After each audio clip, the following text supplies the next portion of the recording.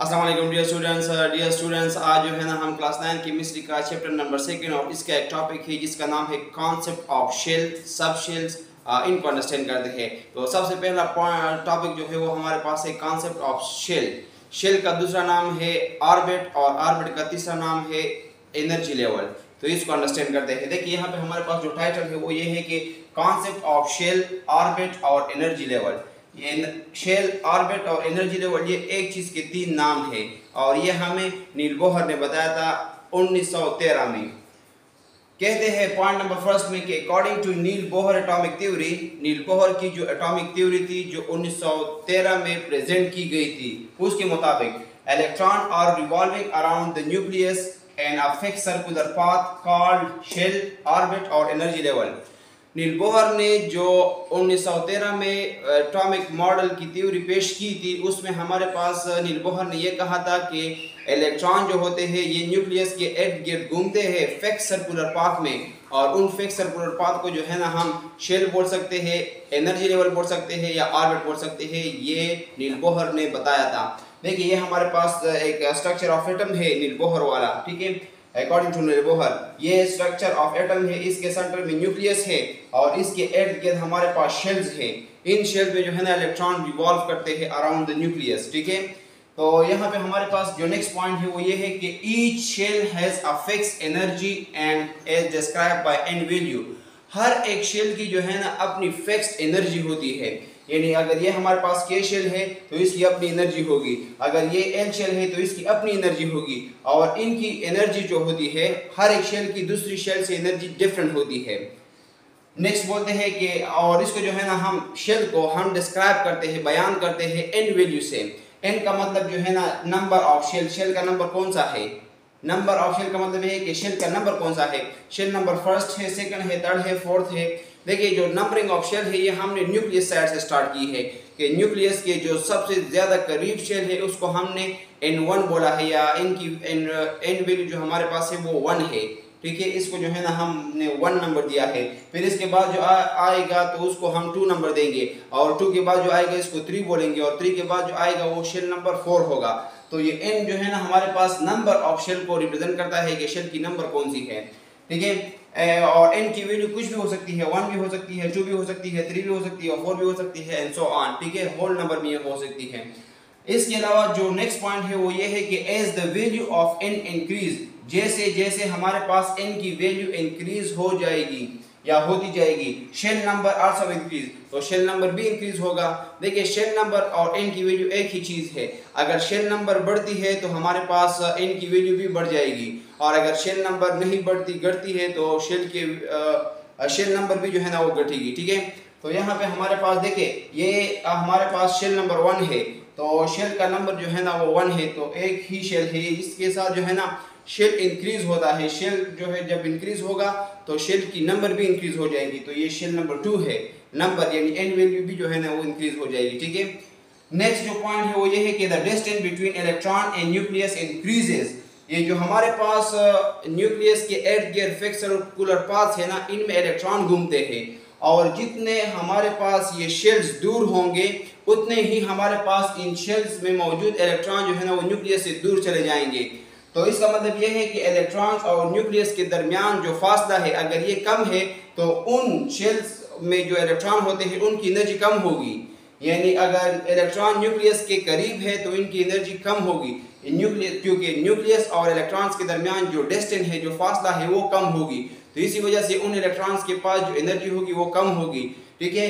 और जो दूर है, जो इलेक्ट्रॉन न्यूक्लियस से दूर है, कहने का मतलब यह है कि जिन इलेक्ट्रॉन्स और न्यूक्लियस के दरमियान डिस्टेंस ज्यादा है तो उन इलेक्ट्रॉन्स की जो एनर्जी होगी वो भी ज्यादा होगी, ठीक है।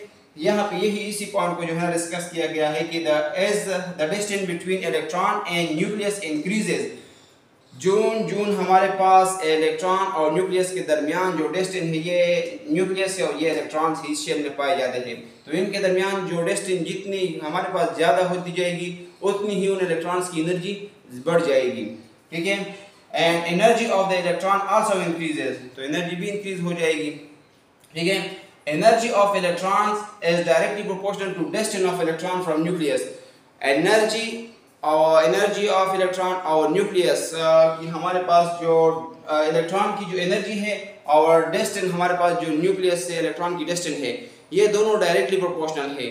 अगर हमारे पास distance between electrons and nucleus ये बढ़ती जाएगी तो इसके साथ एनर्जी ऑफ इलेक्ट्रॉन भी जो है ना वो बढ़ जाएगी, ठीक है, यानी इंक्रीज हो जाएगी। दोनों जो है ना दोनों एक दूसरे के साथ जो है ना डायरेक्टली डिपेंडेंट है।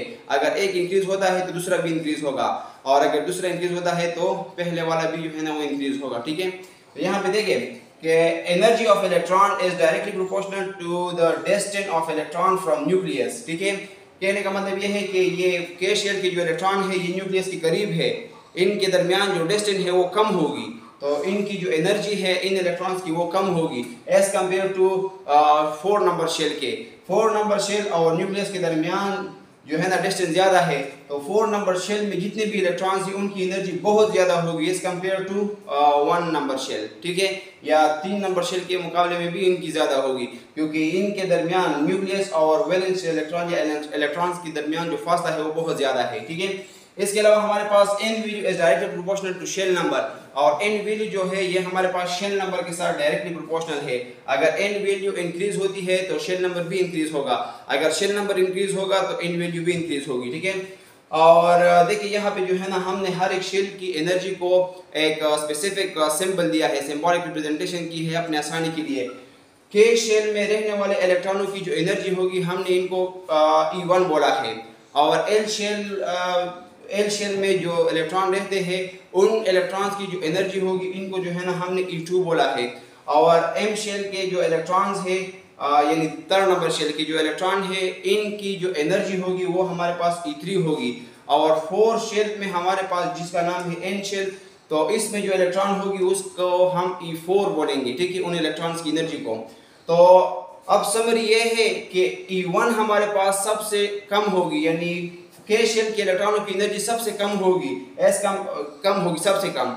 अच्छा, ये कम होगी E2 से, फिर E2 की कम होगी E3 से, E3 की कम होगी E4 से, एंड सो ऑन।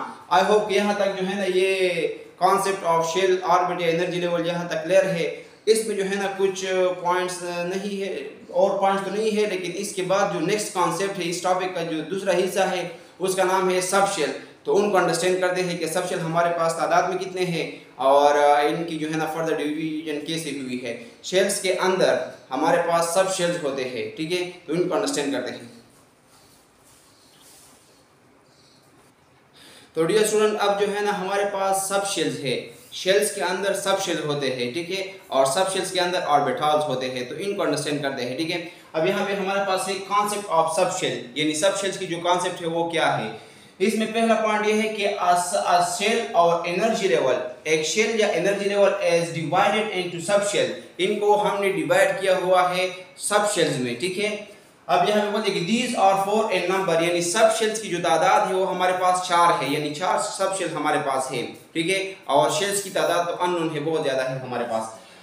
सब शेल की जो तादाद 4 है, इसमें हमारे पास एक को हम एस सब शेल बोलते हैं, दूसरे को हम पी सब शेल बोलते हैं, तीसरे को हम डी सब शेल बोलते हैं, और चौथे को हम एफ सब शेल बोलते हैं, ठीक है।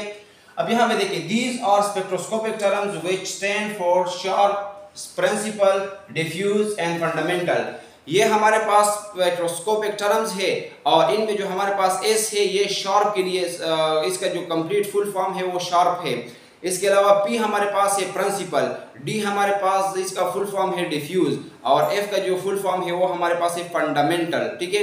ये स्पेक्ट्रोस्कोपिक टर्म्स है। स्पेक्ट्रोस्कोपिक टर्म्स का मतलब ये है कि जिस तरीके से आपने जो है ना कभी कैमरे के थ्रू पिक्चर निकाली होगी, तो उनमें हमारे पास ब्राइटनेस और डार्कनेस और बैकग्राउंड ब्राइटनेस, ये इस तरीके से हमारे पास कुछ टर्मिनोलॉजीज यूज होती है, जूम इन जूम आउट, ये टर्मिनोलॉजी जो है ना वो कैमरे के लिए है। इसी तरीके से हमारे पास जो स्पेक्ट्रोस्कोपी है, यानी जो माइक्रोस्कोपी हम करते हैं या स्पेक्ट्रोस्कोपी हम करते हैं, इनमें जो है ना मैग्नीफिकेशन रिजोल्यूशन की तरह स्पेक्ट्रोस्कोपी में भी अपने अपने टर्म यूज होते हैं।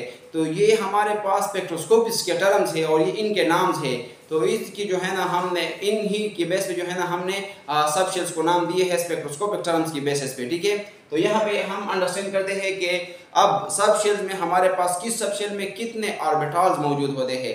शेल्स के अंदर हमारे पास सब शेल होते हैं और सब शेल में हमारे पास होते हैं ऑर्बिटल्स, और ऑर्बिटल्स के अंदर हमारे पास जो है इलेक्ट्रॉन्स पाए जाते हैं।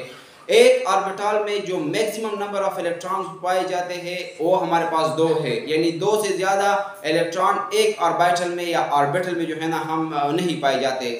मैक्सिमम नंबर ऑफ इलेक्ट्रॉन जो होते हैं ऑर्बिटल्स में वो 2 है, ठीक है। एक भी रह सकता है, एक ऑर्बिटल में एक इलेक्ट्रॉन भी हो सकता है, 2 भी हो सकते हैं, लेकिन 2 से ज़्यादा नहीं हो सकते। तो इसको अंडरस्टैंड करते हैं कि हमारे पास इस जो सब शेल है इसके अंदर फर्दर कितने ऑर्बिटल्स है, ठीक है। और फिर हमारे पास p है, p के अंदर कितने ऑर्बिटल है, और इसके बाद जो है ना हमारे पास है d के अंदर कितने ऑर्बिटल्स है और इनकी शेप किस तरीके से है। देखिए यहाँ पे हमारे पास जो है कि सब शेल और further consist of orbitals. Sub shell जो है ना फर्दर कंसिस्ट है किस चीज के ऊपर, ऑर्बिटल्स के ऊपर। तो यहाँ पे देखते हैं कि एस सब शेल, एस हमारे पास एक सब शेल है, इसके अंदर जो ऑर्बिटल मौजूद है वो हमारे पास 1 है, ऑर्बिटलों की तादाद 1 है यहाँ पे, और एक ऑर्बिटल में हमारे पास मैक्सिमम नंबर ऑफ इलेक्ट्रॉन 2 है, ठीक है। और ये 2 इलेक्ट्रॉन जो एक ऑर्बिटल में पाए जाते हैं, ऑर्बिटल में पाए जाते हैं, इनकी जो स्पिनिंग होगी ये अपोजिट होगी, ठीक है। ये जो है ना अगर एक +1/2 है तो दूसरा -1/2 होगा। यहाँ पे देखिए ये इसकी जो है ना शेप है, एस ऑर्बिटल की जो शेप है वो स्फेरिकल है, ठीक है, और ये तमाम एक्सिस के ऊपर जो है ना वो लाई करता है। इसके अलावा हमारे मतलब ये है कि इलेक्ट्रॉन जो है ना न्यूक्लियस के इर्द गिर्द कहीं पे भी हमें मिल सकता है। इलेक्ट्रॉनों की जो प्रोबेबिलिटी है, जो मिलने के चांसेस है, वो न्यूक्लियस के इर्द गिर्द कहीं पे भी पाई जा सकती है, ठीक है।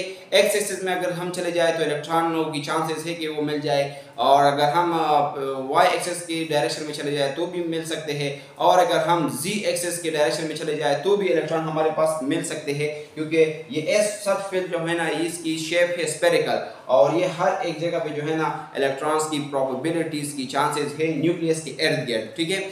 इसके अलावा हमारे पास जो पी सब शेल है, इसमें हमारे पास मैक्सिमम नंबर ऑफ ऑर्बिटल्स जो है वो 3 है, यानी इसमें 3 ऑर्बिटल्स पाए जाते हैं, या ऑर्बिटल भी इसको बोलते हैं, ठीक है। दोनों नाम आप इसको जो है ना वो कह सकते हैं, प्रोनाउंसिएशन डिफरेंट है।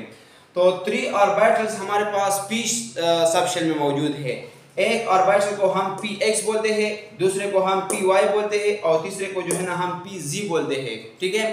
तो या तो हमारे पास p ऑर्बिटल में अगर इलेक्ट्रॉन मौजूद हो तो या हमारे पास x एक्सिस पे होंगे, यानी न्यूक्लियस के अगर हम x एक्सिस डायरेक्शन में वो करेंगे, ट्रेस करेंगे, तो यहाँ पे हमारे पास जो है ना इलेक्ट्रॉन पाए जा सकते हैं, या चांसेस है कि यहाँ पे x एक्सिस के ऊपर इलेक्ट्रॉन मौजूद हो, या हमारे पास y एक्सिस के ऊपर भी हो सकते हैं और z एक्सिस के ऊपर भी हो सकते हैं। तो इन 3 रीजन में अराउंड द न्यूक्लियस ये हमारे जो है ना पी सब शेल में इलेक्ट्रॉन के चांसेस के बारे में बताता है, ठीक है, कि यहाँ पे इलेक्ट्रॉन्स के पाए जाने के चांसेस बहुत ज़्यादा है, प्रोबेबिलिटी है, ठीक है। ऑर्बिटल जो है ना ये बोलती से है कि न्यूक्लियस के इर्द गिर्द वो इलाका, रीजन जहाँ पे इलेक्ट्रॉनों के पाए जाने के इम्कानात ज़्यादा हो, तो उस रीजन को जो है ना हम ऑर्बिटल बोलते हैं, ठीक है।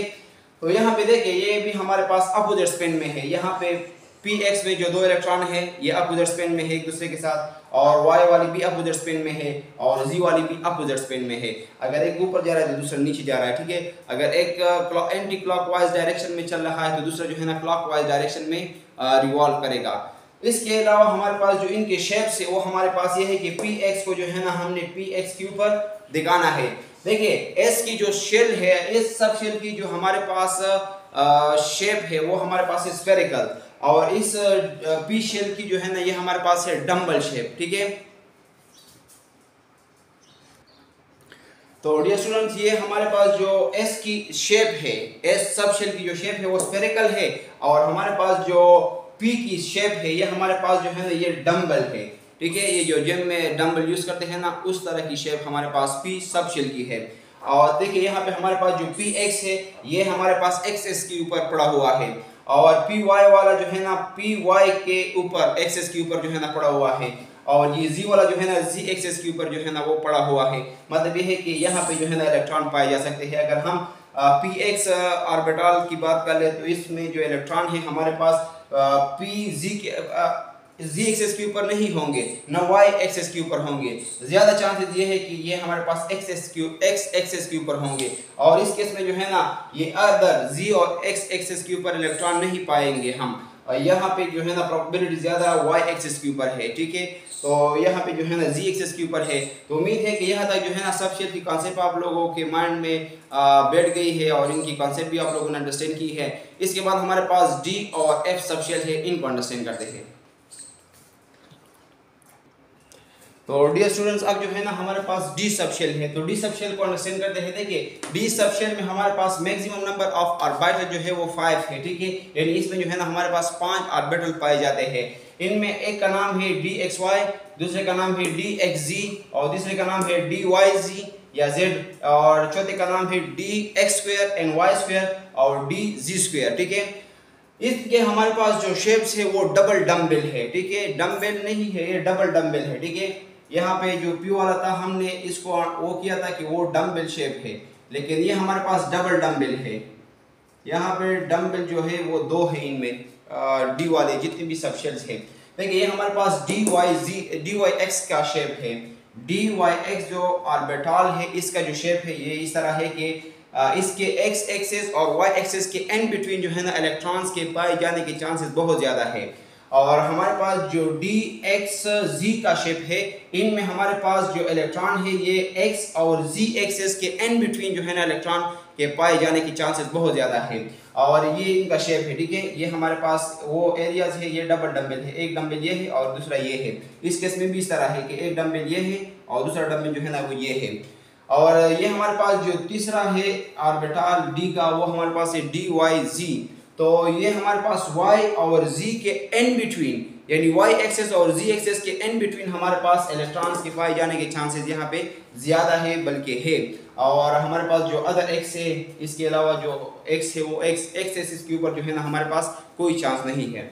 यहाँ पे हमारे पास जो डी एक्स स्क्वायर और डी वाई स्क्वायर, ये हमारे पास ये ऑर्बिटल्स जो डी और सब ऑर्बिटल है, तो इसमें हमारे पास इलेक्ट्रॉन्स के पाए जाने के चांसेस हमारे पास जी एक्सेस के ऊपर है और वाई एक्सेस के ऊपर है। इन बिटवीन की बात नहीं है, यहाँ पे जब स्क्वायर आ जाए ना तो फिर उस एक्सेस के ऊपर जो है ना वो चांसेस होती है। तो इस केस में हमारे पास देखिए ये एक्स एक्सेस के ऊपर जो है ना डम्बेल बनाई गई है और ये वाई एक्सेस के ऊपर दूसरा वाला बनाया गया है, ठीक है। तो कहने का मतलब ये है कि एक्स एक्सेस के ऊपर इलेक्ट्रॉन्स के पाए जाने के चांसेस भी है और वाई एक्सेस के ऊपर जो भी हमारे पास इलेक्ट्रॉन्स के पाए जाने के चांसेस भी है। इस केस में डी एक्स स्क्वायर और वाई स्क्वायर के केस में। और अगर हम बात करें डी जी स्क्वायर, तो डी जी स्क्वायर का जो ऑर्बिटल है इसमें जो हमारे पास इलेक्ट्रॉन्स के पाए जाने के चांसेस है वो हमारे पास जी स्क्वायर, मतलब ये है कि जेड एक्सेस के ऊपर ज़्यादा है। तो जेड एक्सेस के ऊपर जो है ना हमें इलेक्ट्रॉन मिल सकती है in case of D Z square orbital, ठीक है। तो इसमें हमारे पास जो डी सबशेल है इसमें मैक्सिमम नंबर ऑफ इलेक्ट्रॉन जो होते हैं वो 10 होते हैं, ठीक है। हमने पहले पढ़ा था कि एस में हमारे पास जो इलेक्ट्रॉनों की तादाद है वो 2 है, पी में हमारे पास जो इलेक्ट्रॉनों की तादाद है वो 6 है और डी में हमारे पास जो इलेक्ट्रॉनों की तादाद है मैक्सिमम नंबर ऑफ इलेक्ट्रॉन वो 10 है और एफ में हमारे पास 14 होगी। Maximum number of electron F में कितनी होंगी, ये 14 होगी। इसमें जो हमारे पास ऑर्बिटल की तादाद है वो 1 है, ठीक है। इसमें यानी 1 ऑर्बिटल हो सकता है। इसमें जो ऑर्बिटल्स होते हैं वो 3 है और डी में हमारे पास 5 ऑर्बिटल पाए जाते हैं। डी में जो ऑर्बिटल की तादाद है वो 5 है और एफ में हमारे पास जो है ना ऑर्बिटल की तादाद होगी वो 7 होगी। अब इसके बाद जो है ना नेक्स्ट हमारे पास जो है एफ सबशेल है। अब एफ सबशेल में हमारे पास जो ऑर्बिटल की तादाद है वो 7 है और यहाँ पे जो है ना हमें दिया गया है कि 1 2 3 4 5 6 7, ठीक है। ये 7 हमारे पास ऑर्बिटल्स पाए जाते हैं एफ सबशेल में, लेकिन इसके स्ट्रक्चर्स को जो है ना हम अंडरस्टैंड नहीं कर सकते क्योंकि इसका जो स्ट्रक्चर है वो 3D स्ट्रक्चर है।